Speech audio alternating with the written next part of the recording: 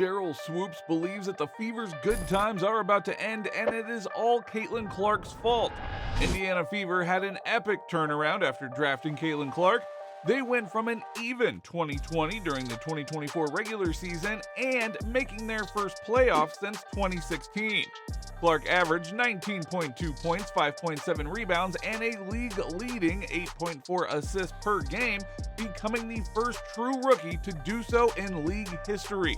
Teammates Kelsey Mitchell and Aaliyah Boston also displayed strong statistics.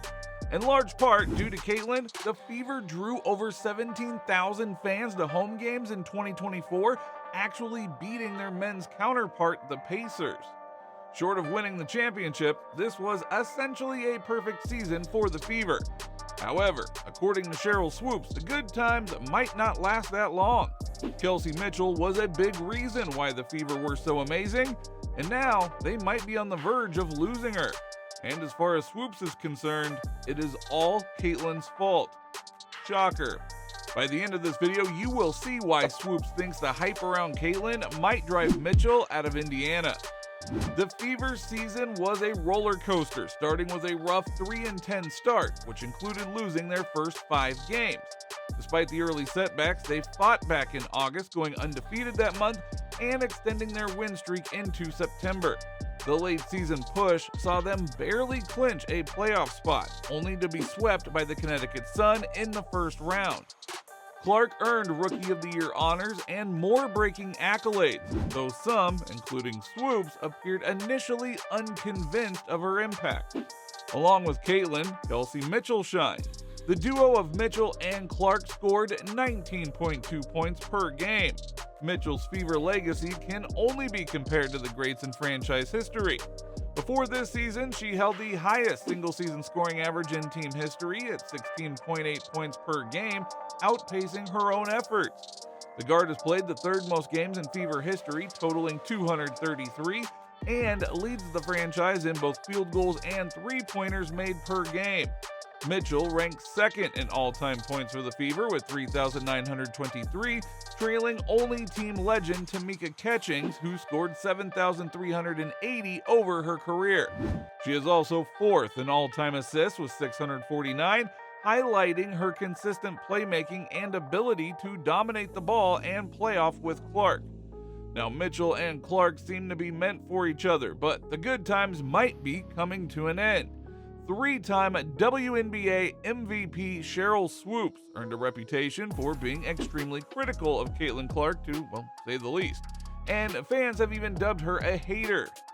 One of Swoopes' most controversial takes from this past season was when she revealed that there are players who don't want to be in the Fever squad because of all the hype surrounding Clark. Swoopes suggested that Caitlin's teammates aren't happy playing with her because Caitlin takes so much of the spotlight. Oh, like it's a lot. It's a lot. So you have players that are very significant on this Indiana Fever team that are like, I don't want to be here. This is where I want to be. Yeah. Now listen, what there's a lot of chicks on. What kind of things you said? I'm not in the locker room. Okay. I'm talking about more social media. Okay. Right? However, a former NBA player, Sam Decker, did not let that slide. Decker is a University of Wisconsin basketball legend who was selected by the Houston Rockets with the number 18 overall pick of the 2015 NBA draft. He spent 3 seasons with Houston, and he couldn't help but refute Swoopes' sentiment in an X post. Being on the Rockets with Prime Harden was the best shit ever. We were on national TV all the time, won a ton of huge games and awesome moments, and he made the game incredibly easy for guys like me.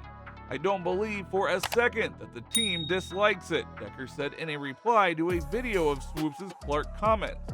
But it seems like she is now doubling down on this take. She exposed the Fever's big mistake this past season amid Clark's incredible rookie campaign. Personally, here is where I think the Fever didn't do a very good job, and that was with Kelsey Mitchell, who is an unrestricted free agent.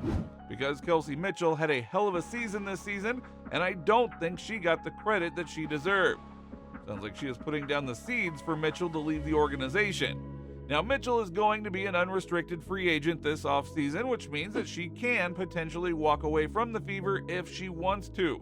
According to Swoopes, the Fever failed to properly recognize Mitchell's contributions to the team in 2024 after Indiana made their first playoff appearance in nearly a decade. She is insinuating that amidst the Caitlin Clark hype, what Mitchell did went unnoticed. However, that seems to be just pure speculation and projection. Plus, Caitlin did have a historic season, so how can you not acknowledge that? It is unclear, however, what Swoopes expected the Fever to do on the Mitchell front, considering how the organization has already made it clear that re-signing the two-time All-Star is one of their top priorities this offseason. It's also hard to take Swoopes' words seriously when it comes to Caitlin and the Fever. Swoopes even tried to argue that Caitlin's individual stats were not that impressive, but Gil and his co-host could not sit around and hear Swoopes' horrible take. Numbers. I don't look at the dominating factor being numbers. It's what you're doing on the floor. And those numbers would change if the factors on the floor changes. If you make that layup, the stats change. If you swing, I get a layup, stats change. Things are factors on the floor that we don't get to see. However, it seems like Swoopes got her feelings hurt after Caitlin surpassed her career high. And perhaps that is why Swoopes has this anti-Caitlin agenda going on. When everybody else, they're quick to throw stats, right? It's like, oh, well, this is what she did. Like somebody's like, oh, Sheryl Swoopes only scored 34 points in the WNBA. Caitlin scored 35. So you can't use stats when it benefits you. But the funny thing is, she ended up exposing her biases by her illogical argument.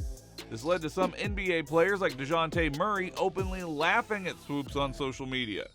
The 2022 NBA All-Star commented under a Bleacher Report Instagram post outlining many of the records that Clark set this season. Murray wrote, "She's not dominating," followed by a series of laughing emojis. The anti-Caitlin narrative has been going on for a long time. Swoopes seems to be the head of it. There have been other NBA players who have spoken out against this narrative, and in a way, spoken out against Swoopes. One person who clearly disagrees with this narrative is Charles Barkley. Charles is known for speaking his mind, and he never holds anything back. But he couldn't sit around and watch as these other players targeted and attempted to hurt Caitlin. These ladies, and I'm a WNBA fan, they cannot have this Caitlin Clark thing up any worse if they tried. People believe what we say on television. Just because people don't like you or your personality, they can't get on TV and slander you. It's just total bullshit. Swoopes has been hating on Caitlin since she was in college. In fact, she said that Angel Reese's game would translate better to the pros than Caitlin. So will Caitlin Clark be a good pro? Absolutely. Will Caitlin Clark come into the WNBA and do what she's doing right now? Immediately? Absolutely not. Not gonna happen. Okay. But hey, we can all have some bad takes. You can't hit on everything.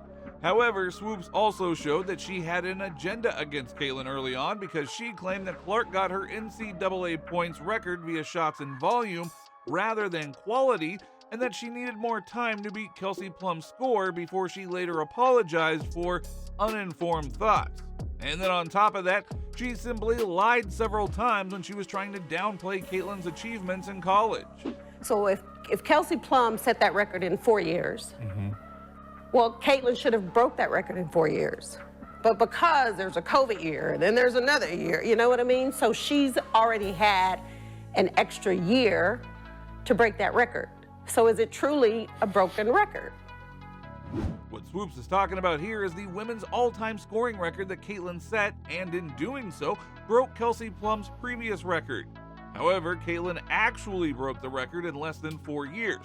So Swoopes was hating for no reason, but it didn't end just there. Like he or she's killing them, but you have a 25-year-old playing against a 20-year-old. Like, you should be killing them. Because you've been doing it a lot longer than they have. Yeah. So I'm not sure, but I know she can come back another year. Here, she is blatantly lying by saying that Caitlin was 25 years old when she was dominating in college, when in fact Caitlin is only 22 years old. At least if you're going to hate, you should do it in a clever manner so that it's not so obvious. Stephen A. Smith has also called her out for her extremely poor take. Clark and the Fever currently lead the WNBA in average game attendance and per game TV viewership. But despite the attendance and viewership records, there seems to be some haterade in the league in regards to Clark, starting with WNBA legend Sheryl Swoopes herself. But it doesn't stop there. Swoopes continued to misinform the public about Caitlyn in order to push her agenda, which is exactly what Swoopes is doing once again. It also sounds like she wants the Fever to break up so she can point the finger at Caitlyn once again and condemn her for not being a good teammate. Either that, or she simply is using Caitlyn's name to get more attention. But if Mitchell is to leave, that would be a big blow to the Fever organization, which has just recently gotten back on track and even hired a new coach.